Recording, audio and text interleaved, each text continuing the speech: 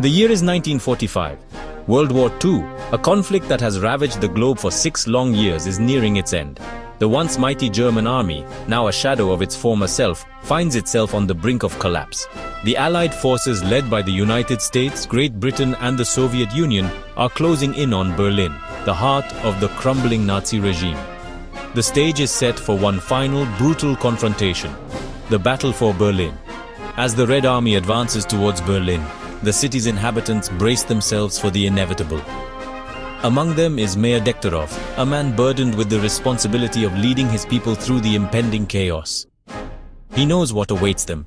The horrors of war have visited his city before, but this time, the enemy is at the gates, and the fate of Berlin hangs precariously in the balance.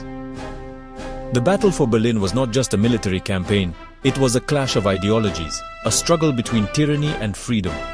For the Allies, the capture of Berlin would signal the end of Nazi Germany's reign of terror. For the Soviet Union, it was a chance to exact revenge for the millions of lives lost during the German invasion. And for the German people, it was a moment of reckoning, a time to confront the consequences of their nation's actions. Mayor Dektorov, a veteran of the Great War, knew the true cost of conflict. He had witnessed firsthand the horrors of trench warfare, the senseless loss of life, and the devastating impact on his homeland. Now, as the thunder of Soviet artillery echoed in the distance, he felt a profound sense of dread. He knew that history was about to repeat itself, and that Berlin would once again become a battleground. Despite the looming threat, Dektorov remained steadfast in his duty to his people. He organized the distribution of dwindling food supplies, oversaw the construction of makeshift bomb shelters, and rallied the spirits of his weary constituents. He knew that their survival depended on their unity and resilience in the face of adversity. As the Red Army drew closer, Dektorov found himself torn between his loyalty to his country and his concern for his fellow citizens.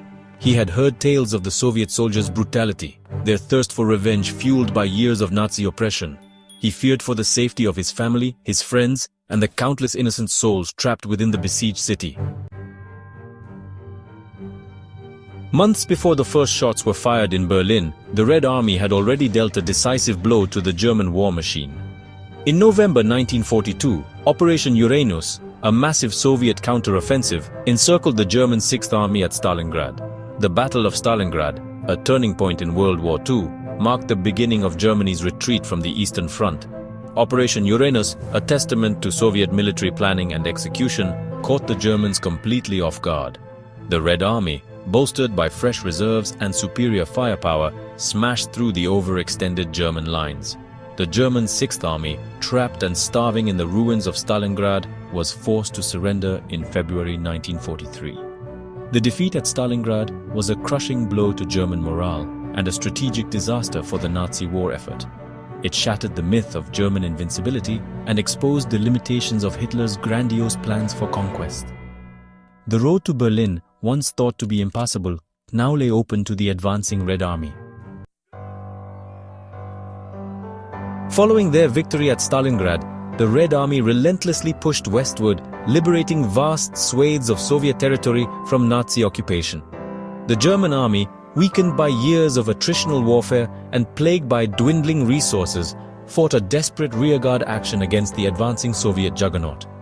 One by one, major cities in Eastern Europe fell to the Red Army: Kiev, Minsk, Warsaw.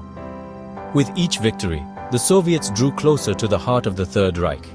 The German people, once promised swift victory and territorial expansion, now faced the grim reality of defeat and occupation. As the Red Army approached Berlin, the city's defenses were hastily prepared. Hitler, clinging to delusions of grandeur, ordered a scorched earth policy, declaring that if the war is lost, the nation will also perish. He envisioned a Germany reduced to rubble, a wasteland, where the victorious Allies would find nothing but ashes.